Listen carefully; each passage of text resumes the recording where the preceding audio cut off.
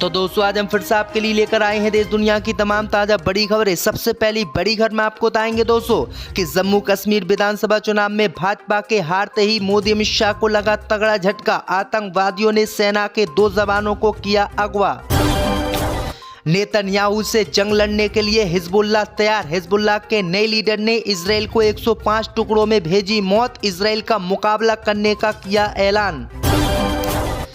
हरियाणा विधानसभा चुनाव में कांग्रेस की हार पर खुश हुए असदुद्दीन ओवैसी। बोले जब ये लोग जीत जाते हैं तो ईवीएम को बताते हैं ठीक, हार जाते हैं तो ईवीएम इनके लिए हो जाती है खराब। कांग्रेस पार्टी पर ओवैसी ने साध दिया है जोरदार निशाना।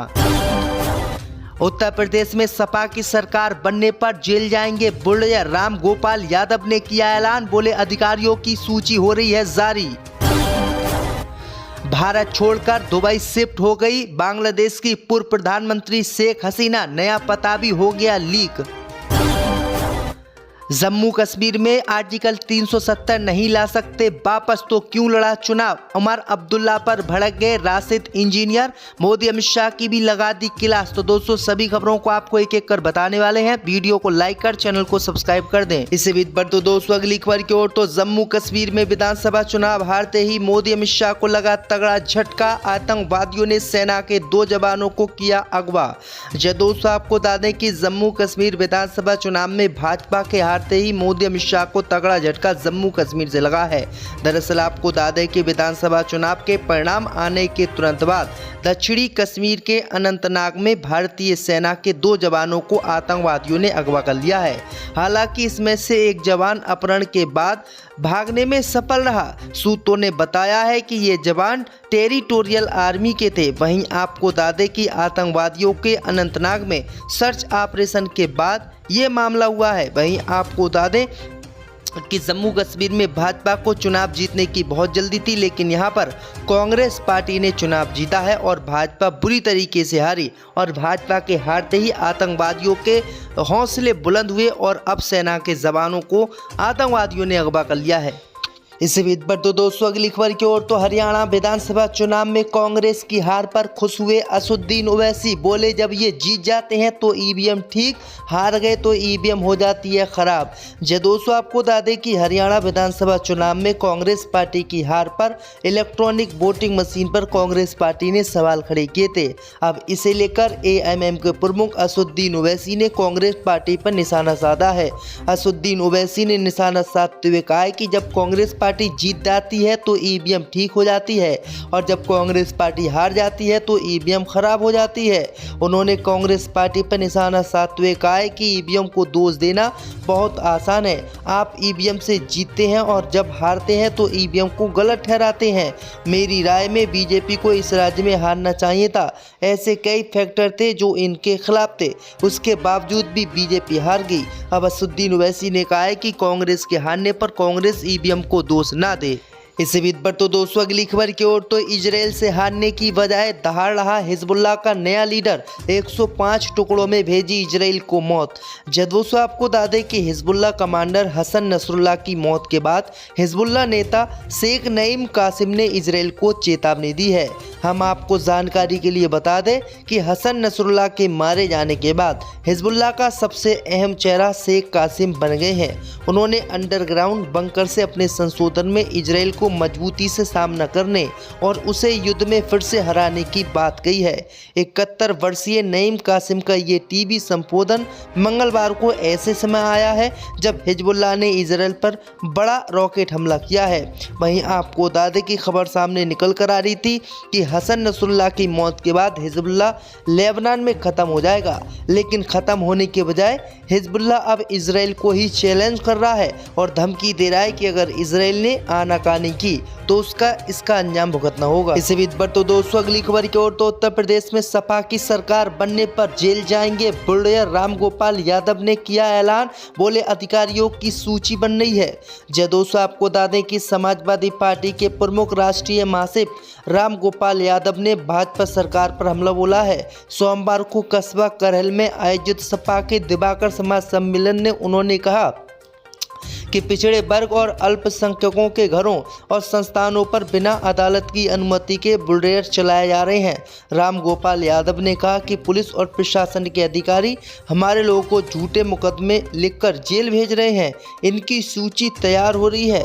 उन्होंने कहा है कि उत्तर प्रदेश में समाजवादी पार्टी की सरकार बनने पर ऐसे अधिकारियों के खिलाफ मुकदमे दर्ज कराकर उनको जेल भेजा जाएगा और जो बुलडोजर चलाए जा रहे हैं वो बुलडोजर भी जेल भेजे जाएंगे। तो राम गोपाल यादव ने उत्तर प्रदेश में ये बड़ा ऐलान किया है। इसी बीच पर तो दोस्तों अगली खबर की ओर तो भारत छोड़कर शेख हसीना पहुंची दुबई। जी दोस्तों, आपको बता दें कि बांग्लादेश में तख्ता पलट होने के बाद बांग्लादेश की पूर्व प्रधानमंत्री शेख हसीना भारत आकर रही थी।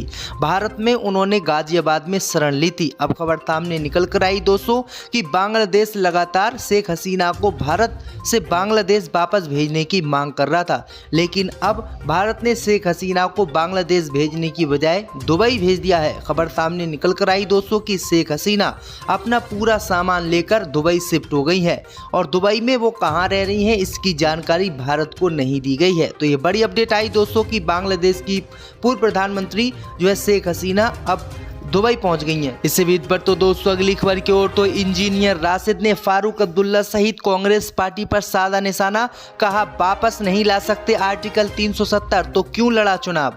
जी दोस्तों, आपको बता दें कि जम्मू कश्मीर में नेशनल कॉन्फ्रेंस और कांग्रेस ने जीत हासिल कर ली है और अब गठबंधन की सरकार कुछ दिनों बाद बन जाएगी, लेकिन इंजीनियर राशिद नेशनल कॉन्फ्रेंस के उपाध्यक्ष उमर अब्दुल्ला पर भड़ गए हैं। उन्होंने ये तक कह दिया है कि उमर अब्दुल्ला को चुनाव लड़ना ही नहीं चाहिए था। दरअसल आपको बता दें कि राशिद इंजीनियर का कहना है कि उमर अब्दुल्ला ने सरकार बनने से पहले ही हथियार डाल दिए। उन्होंने कह दिया है कि 370 वापस नहीं ला सकते। अगर वह 370 वापस नहीं ला सकते तो फिर उन्होंने इलेक्शन ही क्यों लड़ा है। जो है राशिद ने कहा है कि ये लोग जम्मू कश्मीर की जनता के साथ धोखा करते हैं, उन्हें बरगलाते हैं और उनके लिए इन्होंने आज तक कुछ नहीं किया है। इसी बीच पर तो दोस्तों अगली खबर की ओर तो उद्योगपति रतन टाटा का 46 साल की उम्र में हुआ निधन। दोस्तों, आपको बता दें कि उद्योगपति रतन टाटा का 86 साल की उम्र में निधन हो गया है। राइटर्स की रिपोर्ट के मुताबिक रतन टाटा पिछले कई दिनों से ब्रीच कैंडी अस्पताल में एडमिट थे। इलाज के दौरान उनकी हालत खराब हो गई थी, उन्हें आईसीयू में रखा गया था। उनकी तबीयत खराब होने की पुष्टि टाटा ग्रुप के हेडक्वार्टर बम्बई हाउस ने की थी। उनकी मौत के बाद उद्योगपति हर्ष गोयनाका ने अपने एक्स हैंडल पर पोस्ट कर रतन टाटा के निधन की पुष्टि की है। तो ये अभी बड़ी अपडेट आ रही दोस्तों अगली खबर की ओर तो भारत छोड़कर शेख हसीना पहुंची दुबई। जी दोस्तों, आपको बता दें कि बांग्लादेश में तख्ता पलट होने के बाद बांग्लादेश की पूर्व प्रधानमंत्री शेख हसीना भारत आकर रही थी।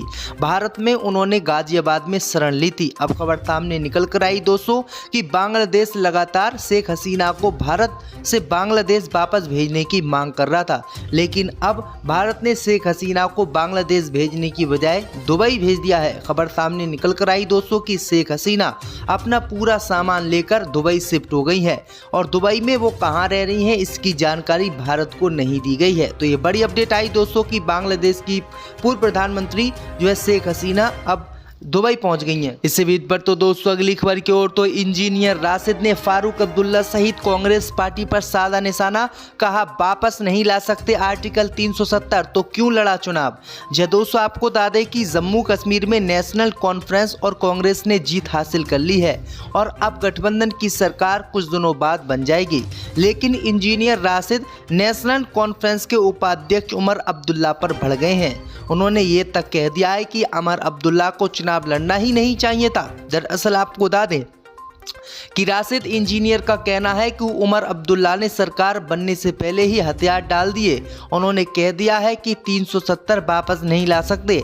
अगर वह 370 वापस नहीं ला सकते तो फिर उन्होंने इलेक्शन ही क्यों लड़ा है।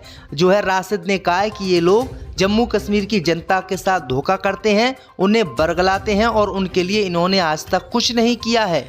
इसी बीच पर तो दोस्तों अगली खबर की ओर तो उद्योगपति रतन टाटा का 46 साल की उम्र में हुआ निधन।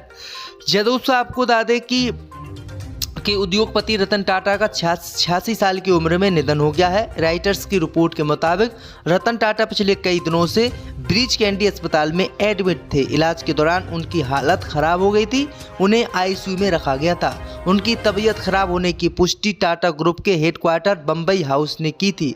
उनकी मौत के बाद उद्योगपति हर्ष गोयनाका ने अपने एक्स हैंडल पर पोस्ट कर रतन टाटा के निधन की पुष्टि की है। तो ये अभी बड़ी अपडेट आ रही दोस्तों।